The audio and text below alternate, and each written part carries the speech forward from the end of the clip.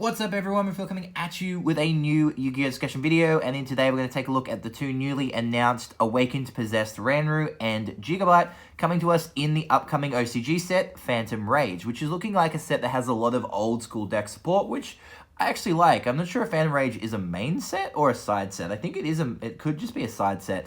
But that being said, there's a lot of really cool stuff in that, and if you haven't checked out the list so far for it, definitely go check it out. But we care about the Charmer stuff. These two monsters were missing from the Charmer structure deck, of course, as we had Awakened Possessed Eria Fire and Awakened Possessed Archfiend Eater of Nefariousness. So obviously, finally, we do get these cards. I knew they were coming, and thankfully, these two actually have really good effects. Now, I know the Eria Fire's effect isn't the best.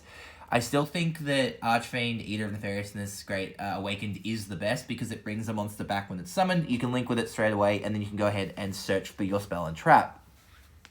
These two, on the other hand, they do have really good effects, and we are going to talk about them. They have the same summoning condition as our previous two Awakened Possessed, obviously with one requiring water, one requiring wind, as opposed to earth and fire.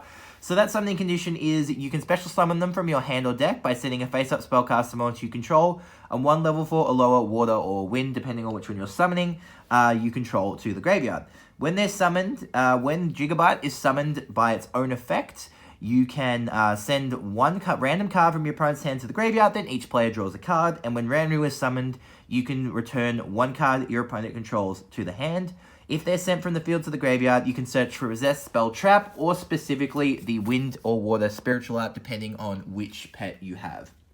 So let's analyze these effects pretty quickly. So Jigabyte's ability to rip a card from your opponent's hand and allow both of you to draw a card is pretty cool. It is random, so there is an element of fairness to it, whereas opposed to, of course, the old trap, you get to look at your opponent's hand. Not being said that the water trap is bad. In fact, these two cards are actually decent because you get to rip a card out of your opponent's hand when this goes to grave, and then when this goes to grave, if you search this out on your next turn, you can then rip another card from their hand. The fact is that this also draws you a card, so this can actually be really nice. However, this can be ashed, so you do have to be aware, because it does have an effect that allows you to draw a card. So if your opponent does want not to lose a random card from their hand, of course they can throw their Ash, or they can throw a Veiler or something like that to negate the effect, but you're still ripping a card out of their hand anyway. You're wasting it on a hand trap. So definitely good in certain situations. Ranryu, on the other hand, is definitely more so like an Eria Fire. You're going to make it going second. You're not really going to go into it on the first turn because... So it's definitely something with an Eria Fire that you could side going second, depending on the matchup. Because based on this translation, it doesn't say select or target. So I do believe it could be non-targeting bounce. Now, don't quote me because we don't know. Obviously, we'll get more details when the cards actually come out. When the translations get better, and obviously when the cards come to the TCG, the rulings may be different because that often happens.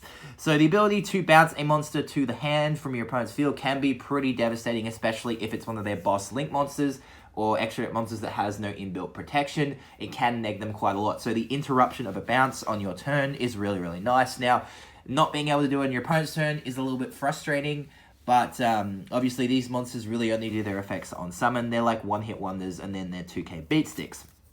The wind trap, of course, that we can search is Spiritual Wind Miyabi, and you tribute a wind monster, select one card your opponent controls, place that card on the bottom of the deck. So what's really cool about these, and of course, is that they actually have ways, of course the other two do as well, effects that kind of resemble the original Spiritual Art traps. So I really do like the fact that they've made more usable versions of these old traps on monsters, and it's a great way to kind of work in the trap effects into the archetype. Of course, the fact that they can also go ahead and search their specific trap is great, but then again, you have to be curious about, do you actually have the space to run the Spiritual Art traps? We know all 4 of them are coming in the structure deck. But again, it is nice that these are coming. So we're going to talk about the artwork. Of course, this great artwork does have the pets in the foreground. And of course, you do have Wynn and Eria in the background.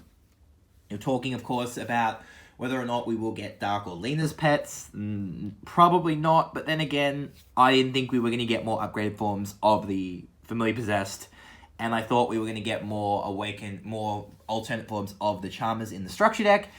But, of course, we are getting a cycle of level 5 Charmers. And yes, I am saying we will get a cycle because they always do all 4 of the main Charmers. We do have Wynn the Spirit Channeler, I believe her English name is. And she came out to us in Rise of the Duelist. She's level 5. These guys are level 5, so you do have some rank 5 players. If you're, for somehow, you're able to work in the Spirit Channelers, or whatever they're called, or Spirit Mediums, into your Charmer deck. The downside, again, is your deck is already very clogged.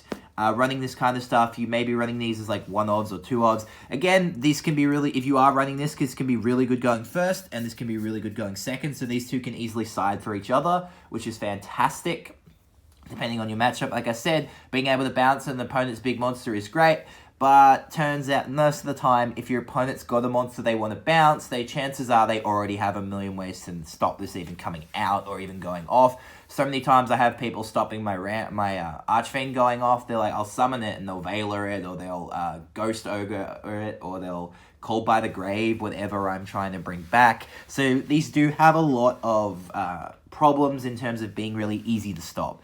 Now, of course, that is just my thoughts on these cards. They are by no means bad. They are far better than Inari Fire. Inari Fire, yes, it burns, and yes, it can be useful if you've done a lot of damage. So, if like on the 3rd turn, somehow if you go first, and then you somehow live to the 3rd turn, and you can make that and you can burn them.